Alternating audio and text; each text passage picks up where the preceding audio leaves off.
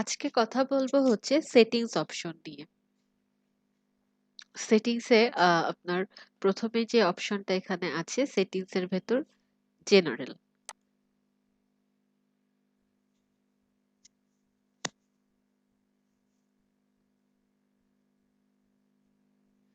এখানে দেখেন যে সেটিংসে গিয়ে কি মানে আমরা সাইটের বিভিন্ন কিছু আমরা এখান থেকে সেট করে দিব।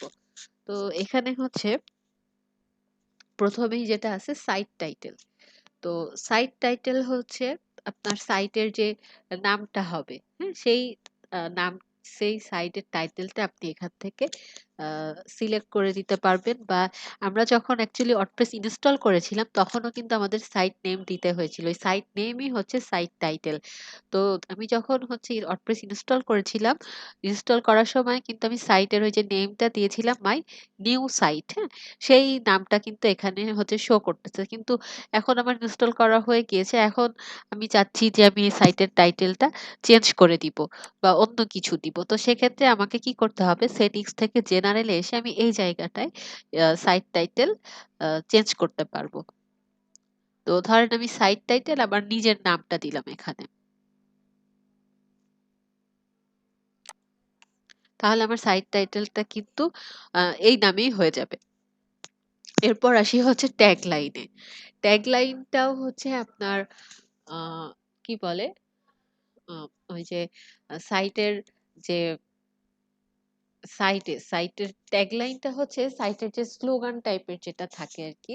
ধরেন অনেক বিভিন্ন সাইটে কিন্তু এরকম স্লোগানের মতো কিছু থাকে। হ্যাঁ? অ্যাকচুয়ালি হচ্ছে আপনার সাইটটা আসলে কি রিলেটেড সেটা যদি আপনি ২-৪ কথায় একটু বোঝাতে চান, আ তো সেটা আমরা এই ট্যাগলাইনের মধ্যে দিয়ে দিতে পারি। যে সাইট এই ট্যাগলাইনটা আসলে কোথায় গেলে দেখা যায়? আ এখানে কোনো একটা সাইট ওপেন হয়ে নাই। আ একটা সাইট তাহলে ওপেন করি। কারণ আমাদের এই সাইটটাই যদি একটু ওপেন করি, এখান থেকেই দেখি। এই যে দেখেন আমি এটার নাম কিন্তু আজমাইন করে দিলাম সাইট টাইটেল, এ কারণে কিন্তু এখানের নামটাও দেখেন আজমাইন হয়ে গিয়েছে।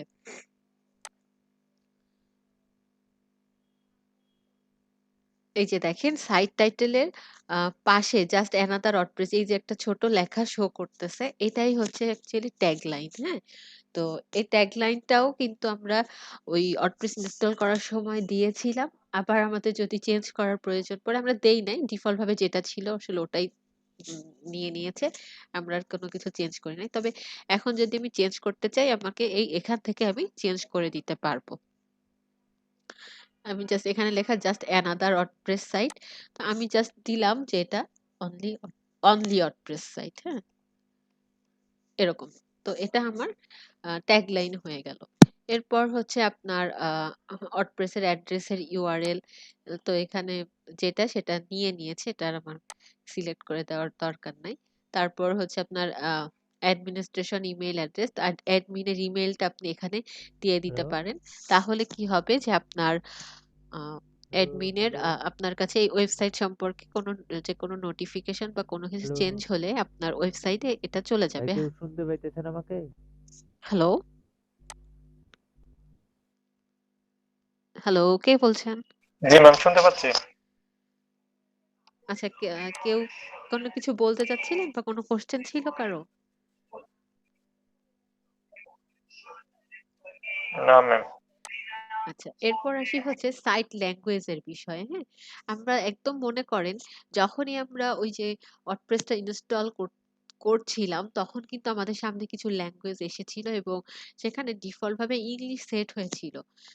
তো আমরা যখন বিভিন্ন বায়ারদের সঙ্গে কাজ করব, তো তখন কিন্তু আসলে তাদের ধরেন তাদের আগে থেকে ওয়ার্ডপ্রেস ইনস্টল করা আছে, হ্যাঁ সবাই তো আপনাকে দিয়ে সব ধরনের কাজ করাবে না। তার ধরেন ওয়ার্ডপ্রেস আগে থেকে ইনস্টল করা আছে, তার একটা ওয়েবসাইটও তৈরি করাই আছে। আপনাকে জাস্ট সেখান থেকে কোনো আহ, কিছু চেঞ্জ করার বা ইনসার্ট করার বা মডিফিকেশন করার জন্য আপনাকে সে কাজ দিল। তো তার ধরেন ওয়ার্ডপ্রেসটা সেট করা আছে এবং যেহেতু বাহিরের বায়ার, তো ম্যাক্সিমামই যারা আমরা মানে বাইরের বায়ারদের সঙ্গে কাজ করব, তখন দেখবো যে তারা তাদের ল্যাঙ্গুয়েজ, তাদের ভাষায় অ্যাকচুয়ালি তাদের ওয়ার্ডপ্রেসটা থাকে। তো তখন আমরা যখন তাদের ওয়ার্ডপ্রেসে তাদের ড্যাশবোর্ডে গিয়ে কাজ করতে যাব, তখন কিন্তু আমরা দেখব যে তাদের ল্যাঙ্গুয়েজে এই ড্যাশবোর্ডের সমস্ত লেখা সবকিছু তাদের তাদের ল্যাঙ্গুয়েজে আছে। তো তো আমরা তো সেই ল্যাঙ্গুয়েজ গুলো জানি না বা বুঝি না, তখন আমাদের কিন্তু ল্যাঙ্গুয়েজ চেঞ্জ করার প্রয়োজন পড়বে। তো সেই চেঞ্জটা আমরা কি করব, এই যে এই সেটিংস এ এসে জেনারেল এর মধ্যে এই যে দেখেন এখানে সাইট ল্যাঙ্গুয়েজ আছে, এটা ইংলিশ করা আছে। হ্যাঁ, আমি এখানে দেখেন যদি বাংলা করে দেই তাহলে কিন্তু আমার সাইটটা বাংলাতে হয়ে যাবে। এরপর হচ্ছে টাইম জোন। তো আমাদের টাইম জোন মনে হয় কি বলেন তো? আহ, এই যে ইউটিসি ক্লাস সিক্স। 6। হ্যাঁ, আমাদের টাইম জোনটা হচ্ছে এটা। তো আপনার আমরা যেহেতু এখন বাংলাদেশে আছি, আমি আমাদেরটাই টাইম জোনটা দিলাম। আপনি যখন যে বারের সঙ্গে কাজ করবেন তাদের টাইম জোনটা তার কাছ থেকে শুনে আপনি দিয়ে দিবেন, সিলেক্ট করে দিবেন। এরপর হচ্ছে ডেট ফরম্যাট। আ ডেট ফরম্যাটটা হচ্ছে এখানে দেখেন বিভিন্ন ধরনের ফরম্যাট আছে। তো সেই আপনি কোন ফরম্যাটে দেখতে চাচ্ছেন বা রাখতে চাচ্ছেন সেটা আপনি আপনার পছন্দ মতো এখান থেকে সিলেক্ট করবেন। সেইম ভাবে টাইম ফরম্যাটও ওরকম, আপনার যেটা পছন্দ মতো আপনি এখান থেকে টাইম এবং ডেট ফরম্যাটটা চুজ করে দিবেন। আর এরপর হচ্ছে উইক স্টার্ট অন। তো এখানে হচ্ছে মানডে করা। বাট বাংলাদেশে কি মানডে থেকে উইক স্টার্ট হয় না? বাংলাদেশে ন্যাচারালি হচ্ছে সানডে অথবা হচ্ছে স্যাটারডে।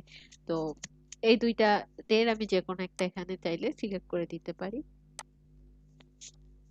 তো এইভাবে মানে যেটা যেই জিনিসগুলো আপনার এখান থেকে প্রয়োজন মানে চেঞ্জ করার প্রয়োজন পড়বে আপনি চেঞ্জ করতে পারবেন। তো আমি এখানে কয়েকটা জিনিস চেঞ্জ করেছি, আর কিছু জিনিস চেঞ্জ করি নাই। তো যেগুলা আমি এখন যদি সেভ করি, সেভ করার পর দেখবো যে আমার ওগুলো চেঞ্জ হয়ে গিয়েছে। তো আমি সেভ করি।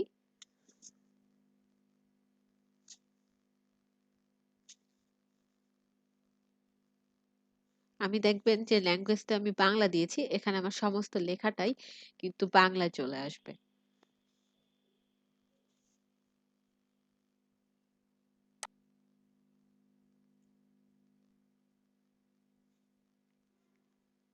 এত তো টাইম নেওয়ার কথা না, আবার এত টাইম কেন নিতেছে?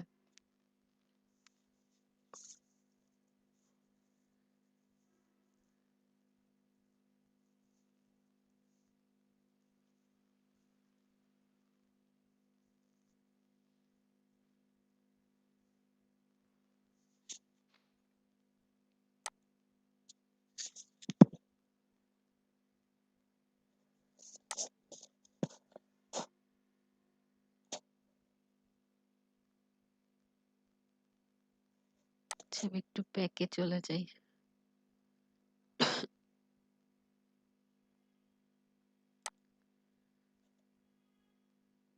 এই যে দেখেন এটা সেভ হয়ে গিয়েছে এবং দেখেন সমস্ত কিছু কিন্তু এখন কি বাংলায় চলে আসছে। সব লেখা এখন বাংলাতে চলে আসছে। তো আমরা বাঙালি হলেও আমরা কিন্তু বাংলায় এই জায়গাটায় ড্যাশবোর্ডে কিন্তু আমরা বাংলায় কাজ করতে কমফোর্ট ফিল করি না। তো যে কারণে আমি এর ল্যাঙ্গুয়েজটা আবার চেঞ্জ করে দিচ্ছি। এবং কিছু ল্যাঙ্গুয়েজ আছে কিন্তু আপনার রাইট সাইড থেকে শুরু হয়। হ্যাঁ? তো সেক্ষেত্রে আপনি দেখবেন যে ড্যাশবোর্ডের এই যে অংশটা এটাও কিন্তু আপনার এরকম রাইট সাইডে চলে আসছে। এরকমও হয়। তো এই যে সাইটের ভাষা, এখান থেকে আমি এটা আবার ইংলিশে করে দিচ্ছি। এটা ইংলিশ করে দিয়ে আমি আবার এটা চেঞ্জ করে দিচ্ছি।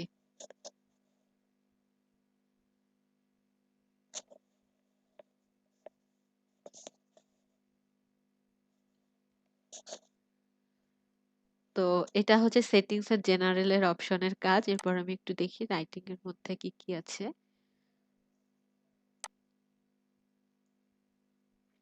আচ্ছা, এখান থেকে আমি আ আপনার এই যে মানে পোস্ট, এটা রাইটিং, হ্যাঁ? রাইটিং এর অপশনে হচ্ছে আমরা এখানে যা মানে যা করব সেগুলো সম্পর্কিত অপশন। তো এখানে আমরা ১ম এ কি লিখতে হবে? আমাদের পোস্ট লিখতে হয়। তো এখানে দেখেন এই যে ডিফল্ট পোস্ট ক্যাটেগরি, মানে ডিফল্ট ভাবে পোস্ট গুলো কোন ক্যাটেগরিতে যাবে আপনি চাইলে সেটা এখান থেকে সিলেক্ট করে দিতে পারেন। এখানে আমরা ওই যে পোস্টের জন্য যে কয়টা ক্যাটেগরি তৈরি করেছিলাম এখানে কিন্তু সেই ক্যাটেগরি গুলোই শো করতেছে। তো আপনি ডিফল্ট ভাবে কোন ক্যাটেগরিটা শো করাতে চান সেটা আপনি চাইলে এখান থেকে সিলেক্ট করে দিতে পারবেন। তারপরে হচ্ছে পোস্টার ফরম্যাটটা কেমন হবে আম সেটাও আপনি এখান থেকে সিলেক্ট করতে পারবেন। তো স্ট্যান্ডার্ড রাখাটাই হচ্ছে সবথেকে বেটার। তারপর হচ্ছে আপনার আ এখানে আর অ্যাকচুয়ালি তেমন কিছু নেই এখানে। আপনার এই জিনিসগুলো আপাতত এখন দরকার নাই। এরপর আমি রিডিং এ যাই। রিডিং এ হচ্ছে মেইনলি এখানে অনেক ইম্পর্টেন্ট যে অপশন গুলো আছে। এখানে দেখেন প্রথমে রিডিং এর মধ্যে দেখি, এখানে দেখেন লেখা কি, ইয়োর হোম পেজ ডিসপ্লে। তো হোম পেজ অ্যাকচুয়ালি কোনটা? হোম পেজ হচ্ছে আমি যখন আমার সাইটটা, এই যে আমার সাইটটা আমি যখন রিলোড দিলাম, মানে একটা সাইটে আমি যখন ইন্টার করি তখনই আমার সামনে যে পেজটা আসে সেটাকেই কিন্তু হোম পেজ বলা হয়। হ্যাঁ, তো আমি যখন আমার সাইট না, মানে যেকোনো ওয়েবসাইটে আমি যখন যাব, তো আমার সামনে যে ডিসপ্লেটা আসবে সেটা কেমন হবে, সেই হোম পেজের ডিসপ্লেটা, সেটা আমি এখান থেকে সিলেক্ট করে দিতে পারবো। তো প্রথমে দেখেন এখানে যেটা সিলেক্ট করা সেটা হচ্ছে ইওর লেটেস্ট পোস্ট। তো এটা আমরা রাখবো না, আমরা করে দিব স্ট্যাটিক পেজ। এটার একটা কারণ হচ্ছে ইওর লেটেস্ট পোস্ট, এটা ডিফল্ট ভাবে কেন সিলেক্ট করা থাকে, কারণ অ্যাকচুয়ালি ওয়ার্ডপ্রেসটা একটা সময় আপনার অনলি ব্লগার ওয়েবসাইট গুলো তৈরি করার জন্য ইউজ হতো। তো ব্লগ টাইপের যে ওয়েবসাইট গুলো, ওখানে তো পোস্ট ছাড়া আর কিছুই থাকে না। তো ওখানে আপনার যখন আপনি একটা ব্লগার ওয়েবসাইটে যাবেন তখন কি আপনার সামনে যে লেটেস্ট পোস্টটা যেন ওপেন হয়, ডিসপ্লে হয়, সেটাই আর কি এখানে বলে দেওয়া আছে। তো এখন তো আমরা এখন যেহেতু আমরা আধুনিক বিভিন্ন ধরনের ওয়েবসাইট তৈরি করতে পারবো, তো এই কারণে আমি হচ্ছে স্ট্যাটিক পেজটা আমি এখান থেকে সিলেক্ট করে দিব। এবং দেখেন এটা যখন ছিল অন করা, এটা যখন সিলেক্ট করা ছিল তখন কিন্তু এই অপশন গুলো কাজ করছিল না। বাট এটা যখন আমি স্ট্যাটিক পেজ সিলেক্ট করেছি এবং এগুলো কিন্তু অ্যাক্টিভ হয়ে গিয়েছে। এখানে দেখেন হোম পেজ একটা অপশন, পোস্ট পেজ একটা অপশন আছে। তো হোম পেজ মানে হচ্ছে আমি বললামই যে আমি যখন কোনো একটা ওয়েবসাইটে প্রবেশ করব, তখন মানে একটা ওয়েবসাইট যখন লোড নিবে তখন কোন পেজটা সরাসরি সামনে আসে? হ্যাঁ, হোম পেজটাই কিন্তু আমাদের সামনে আসে। তো ওই যে হোম পেজটা সামনে আসে সেটা কিন্তু আমাদের এখান থেকে সিলেক্ট করে দিতে হয়, বলে দিতে হয় যে আমাদের হোম পেজ আকারে অ্যাকচুয়ালি কোন পেজটা থাকবে। সেটা যদি আমি বলে না দিই তাহলে কিন্তু ওই পেজটা শো করবে না। তো ধরেন সাধারণ সব সময় হোম পেজই থাকে। হ্যাঁ, হোম পেজটাকে আমরা হোম পেজ আকারে ডিজাইন করি এবং এখান থেকেও হোম পেজের ভেতরে আমরা হোমকেই সিলেক্ট করে দিব। তো এখানে আমি এই যে হোম সিলেক্ট করলাম, আগে কিন্তু কিছু সিলেক্ট করা ছিল না। হ্যাঁ, ডিফল্ট ভাবে আপনার থিমের একটা পেজ থাকে, সেটা কিন্তু আমার লোড হয়েছে এটা। এখন যেহেতু আমি হোমটা সিলেক্ট করেছি, হোম সিলেক্ট করে দেওয়ার পর এখন আমি সেভ করে দেই। সেভ করলাম, এবার আমি আমার ওয়েবসাইটটাকে একটু লোড দেই। দেখেন লোড দেওয়ার সাথে সাথে কি হলো, ওই যে আমি হোম পেজ আকারে রেখেছিলাম, এই যে হোম পেজটা, দেখেন এই পেজটাই কিন্তু এখন ওপেন হয়েছে। এই যে, কারণ কি, কারণ আমি এই জায়গাটায় হোম পেজ রেখেছি। এখানে ধরেন আমি এখন অ্যাবাউট আস করলাম, এখন আমি যখন আবার আমার ওয়েবসাইটটাতে প্রবেশ করবো, ধরেন আমি এখান থেকে ওইটা রিলোড দিলে হয়তো আপনাদের মনে হচ্ছে যে রিলোড রিফ্রেশ করছি এই কারণে চেঞ্জ হচ্ছে। দেখেন এখন আমি ভিজিট সাইটে যাই, তাহলেও আমার এখন পেজটা চেঞ্জ হয়ে যাবে। এই যে দেখেন অ্যাবাউট আস পেজ আসছে। তো যদিও অ্যাবাউট আস পেজে আমাদের কোনো ডিজাইন করা হয়নি, জাস্ট পেজের টাইটেলটা দেওয়া আছে, যে কারণে এই যে আমরা কিন্তু যখন এই যে রিলোড করলাম, মানে আমাদের সাইটটা ভিজিট করলাম, আমাদের সামনে অ্যাবাউট আস পেজ আসছে। কেন আমাদের সামনে অ্যাবাউট আস পেজ আসছে? কারণটা হচ্ছে আমি এই যে হোম পেজের মধ্যে অ্যাবাউট আজকে রেখেছি, সে কারণে। তো আমি অ্যাবাউট আজকে আমি রাখবো না, আমি হচ্ছে জাস্ট আপনাদেরকে বোঝানোর জন্য এটা দিলাম, আমি হোমকেই রাখবো। এবং সব সময় হোম পেজের মধ্যে হোম পেজটাকেই থাকে। তবে ধরেন আপনার বায়ার আপনাকে বললো যে আমার হোম পেজ আকারে আমি হোম পেজটাকে চাই না, আমি হোম পেজ আকারে চাই হচ্ছে ধরেন কন্টাক্ট পেজ বা অ্যাবাউট আস পেজ, সেক্ষেত্রে আপনি সেটা এখান থেকে সিলেক্ট করে দিবেন, সেটাই ডিসপ্লে হবে। এরপর যেটা আছে সেটা হচ্ছে পোস্ট পেজ। এই আমরা এর আগের ক্লাসে হচ্ছে পোস্ট ক্রিয়েট করেছিলাম। হ্যাঁ, তো ওই পোস্ট গুলো আমাকে কিন্তু একটা পেজের ভেতরে আমাকে শো করাতে হবে। পোস্ট গুলো একটা পেজের মধ্যে থাকবে। তো সেক্ষেত্রে আমার যে কাজটা করতে হবে, সেই পেজটাও আমার এখান থেকে সিলেক্ট করে দিতে হবে যে ওই পোস্ট গুলো কোন পেজের ভেতরে অ্যাকচুয়ালি শো হবে, সেটা আমার এখান থেকে বলে দিতে হবে। তো সেটার জন্য এই যে পোস্ট পেজ আকারে হচ্ছে আমি আমি একটা পেজ ক্রিয়েট করেছিলাম ব্লগ। হ্যাঁ, তাহলে আমি পোস্ট পেজ আকারে হচ্ছে ব্লগ পেজটাকে রাখতেছি। আহ, এখন আমি আবার একটু সেভ করি। এরপর আবার আমি আমার ওয়েবসাইটটা ভিজিট করি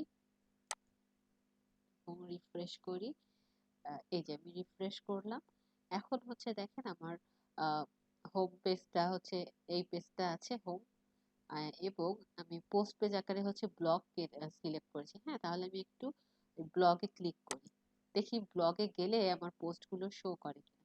এই যে দেখেন, আমি যখনই ব্লগে ক্লিক করেছি আমার কি হয়েছে, আমি যে পোস্টগুলো আপনাদের জন্য সামনে ক্রিয়েট করেছিলাম সেই পোস্টগুলো কিন্তু শো করছে। একটা পোস্ট ক্রিয়েট করা হয়েছিল, সেই একটা পোস্টই শো করতেছে। এখানে আপনি যদি আরো পোস্ট ক্রিয়েট করতেন সেই পোস্টগুলো এখানে চলে আসতো। তাহলে এখানে আমি পোস্ট পেজ আকারে ব্লগকে না রেখে আমি অন্য একটা পেজ এখান থেকে সিলেক্ট করে দিই। সাপোজ আমি এখানে অ্যাবাউট আস পেজটাকে আমি ব্লগ পোস্ট পেজ আকারে রাখি। হ্যাঁ, তাহলে দেখি এবার কি হয়। আবার সেভ দেই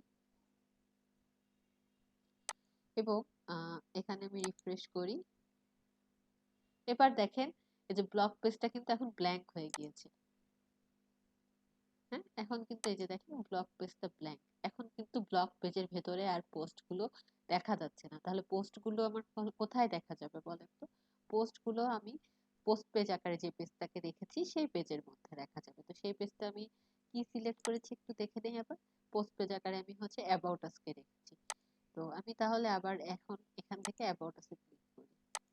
ও, এখানে আবার একটা প্রবলেম হয়ে গেছে। এখানে হচ্ছে আমার অ্যাবাউট আস-টা হচ্ছে যে আপনাদের সামনে কাস্টম ইউআরএল তৈরি করেছিলাম, যে কারণে এটা কাস্টম ভাবে নিয়েছে। আচ্ছা, একটা কাজ করি, আমি এখান থেকে পোস্ট পেজ আকারে আমি কন্ট্যাক্ট সিলেক্ট করি। এরপর একটু রিফ্রেশ দেই এবং এখানে যে কন্ট্যাক্ট শো করতেছে আমি কন্ট্যাক্টে ক্লিক করি। আচ্ছা, কন্ট্যাক্টও মনে হয় সব, এগুলো মনে হয় সবই কাস্টম লিংক আকারে তৈরি করা। তো এখান থেকে এটা চেঞ্জ করতে গেলে আমার মেনুতে গিয়ে আবার ওগুলো চেঞ্জ করতে হবে মেন। তো আপনারা, আমার আশা করি আপনারা বুঝতে পেরেছেন। এখন আমি দেখেন এখানে ব্লক ব্লক সিলেক্ট করে দিচ্ছি। ব্লক সিলেক্ট করে দেওয়ার পর আচ্ছা, কন্ট্যাক্ট তো আসার কথা, দাঁড়ান, কন্ট্যাক্ট দিলাম, এরপর সেভ করলাম। এরপর আমার সাইটে যাই।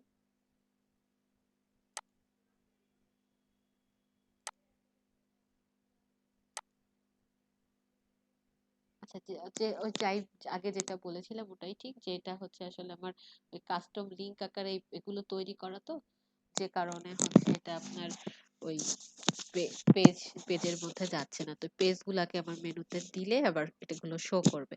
তো এমনিতে আপনারা হয়তো বুঝতে পেরেছেন যে এখানে পোস্ট পেজ আকারে হচ্ছে আমি যে পেজটাকে রাখবো, যেই পেজটা আমি এখান থেকে সিলেক্ট করে দেবো আমার পোস্ট গুলো সেই পেজে চলে যাবে।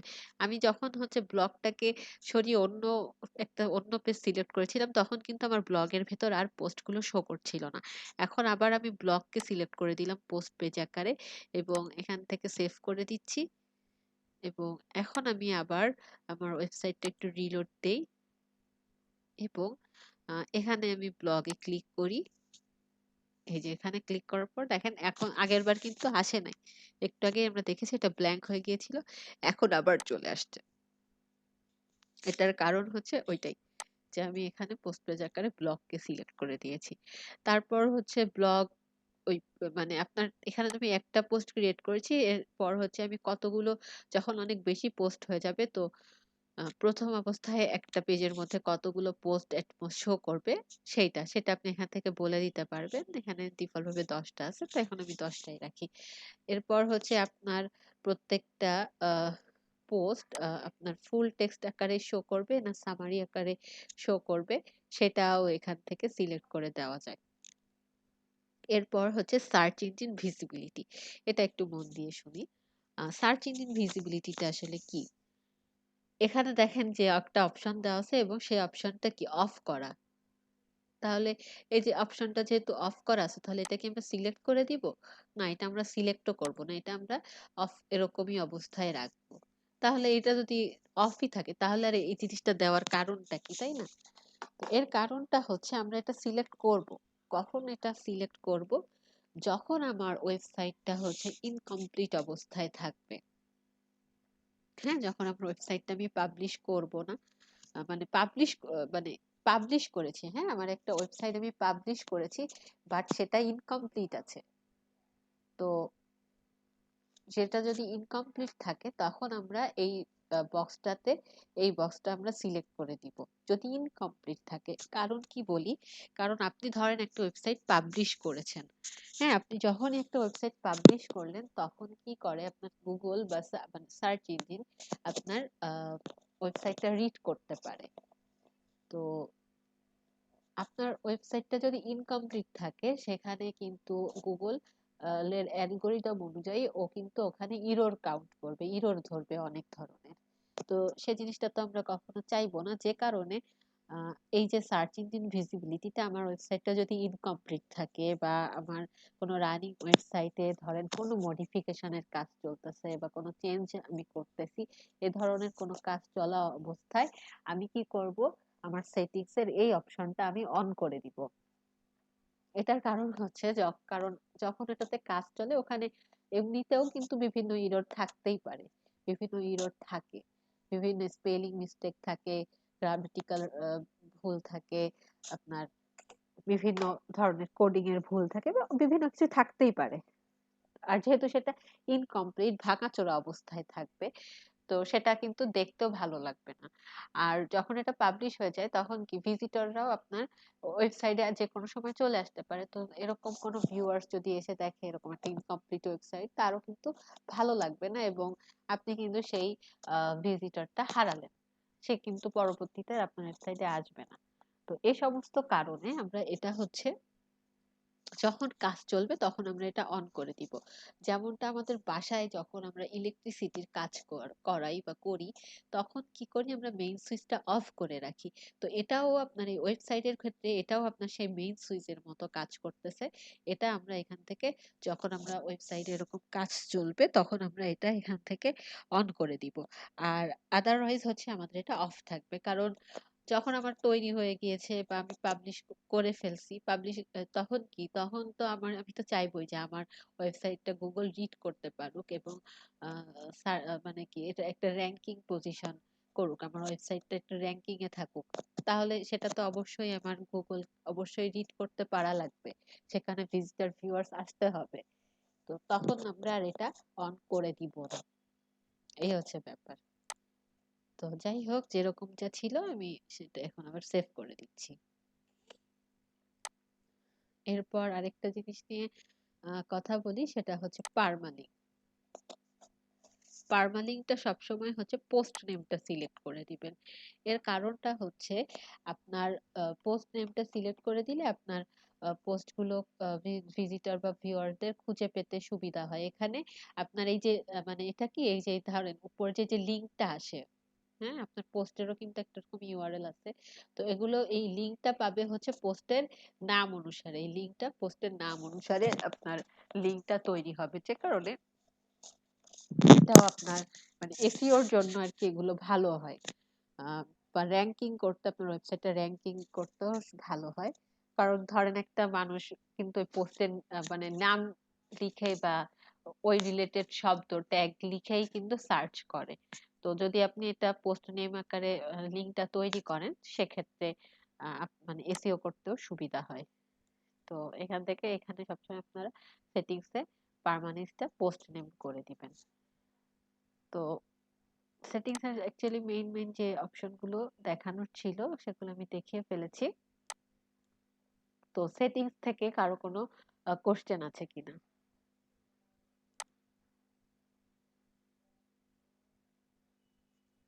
আমার কথা কি আপনারা শুনতে পাচ্ছেন? হ্যালো? জি, শুনতে পাচ্ছি। আচ্ছা, সেটিংস থেকে কারো কোনো কোশ্চেন কি আছে?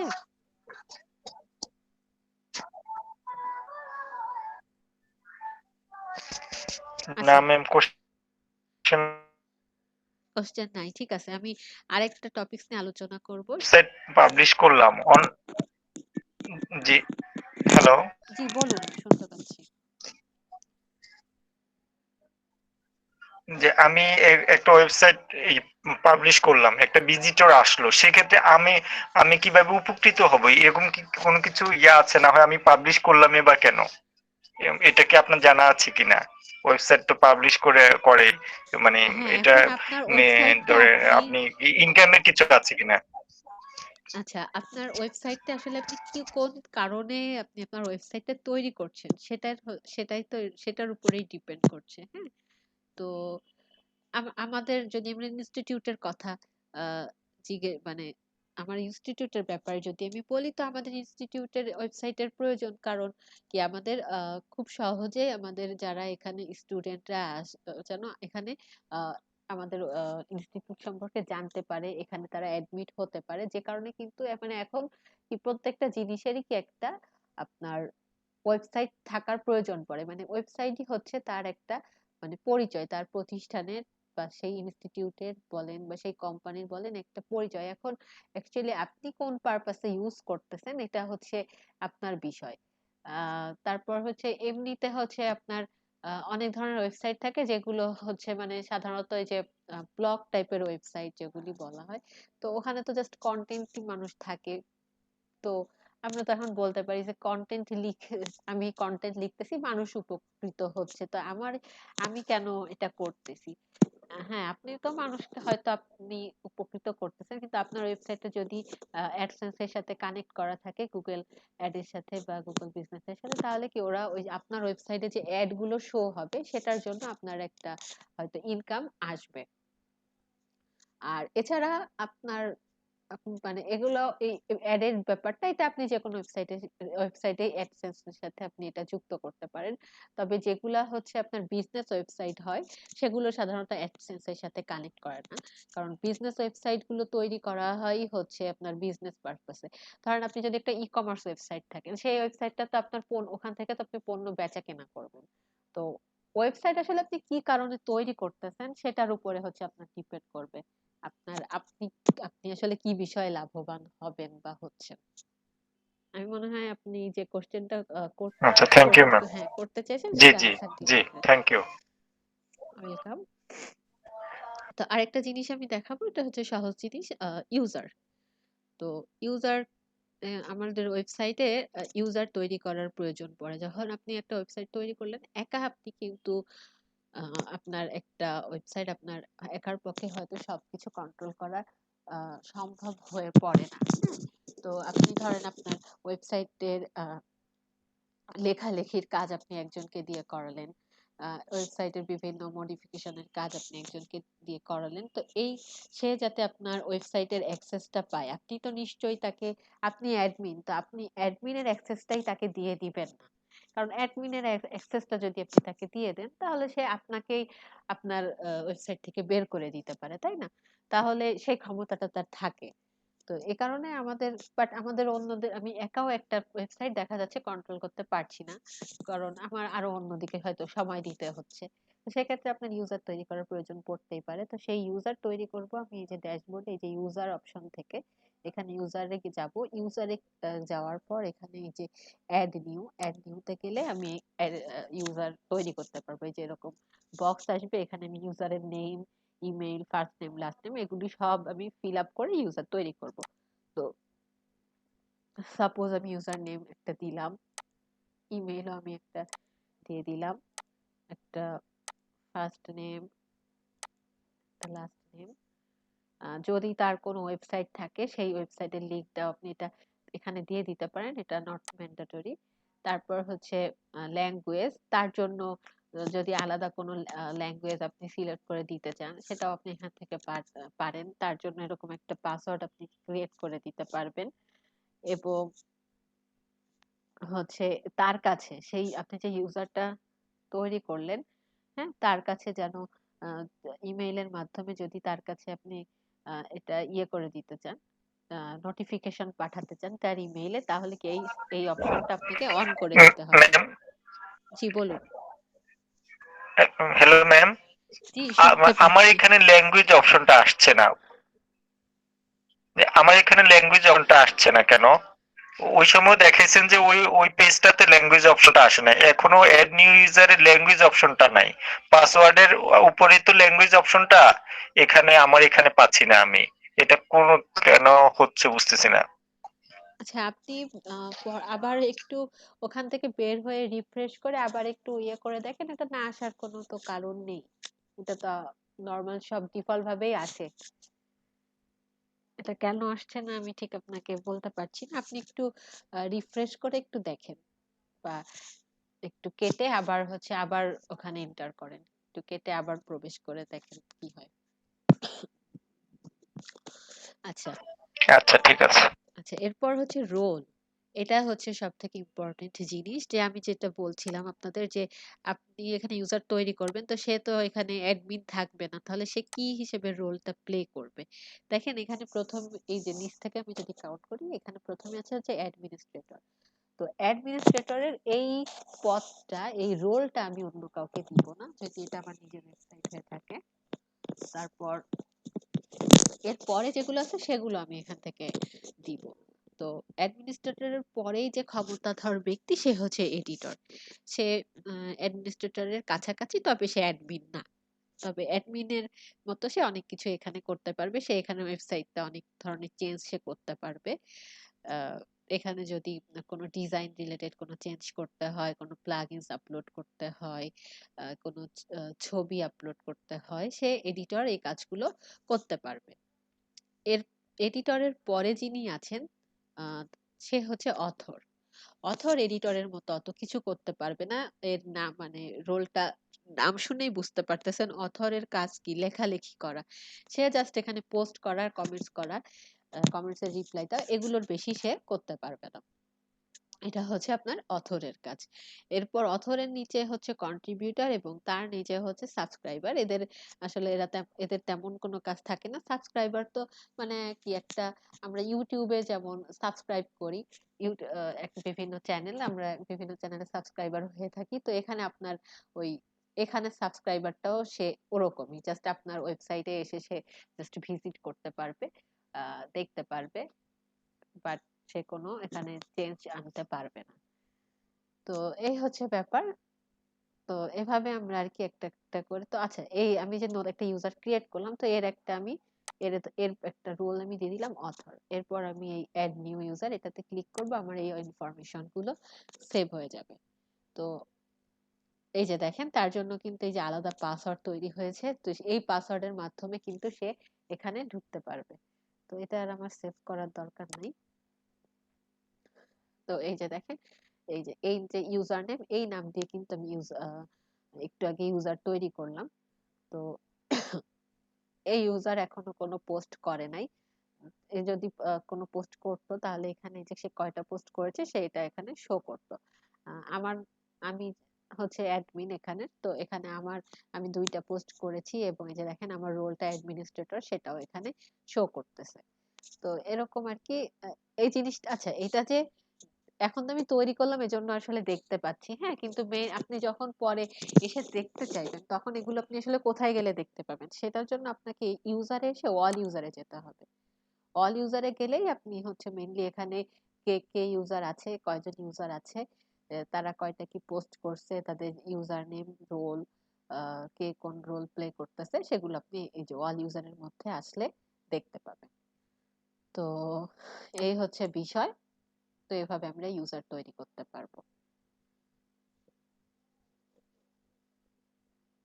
তো কোনো কোশ্চেন আছে কিনা? আজকের ক্লাসটা আমি এই ইউজার এবং সেটিংস এর মধ্যেই রাখছি, আমি আর অন্যদিকে যাচ্ছি না। ক্লাসের টাইমও প্রায় শেষের দিকে।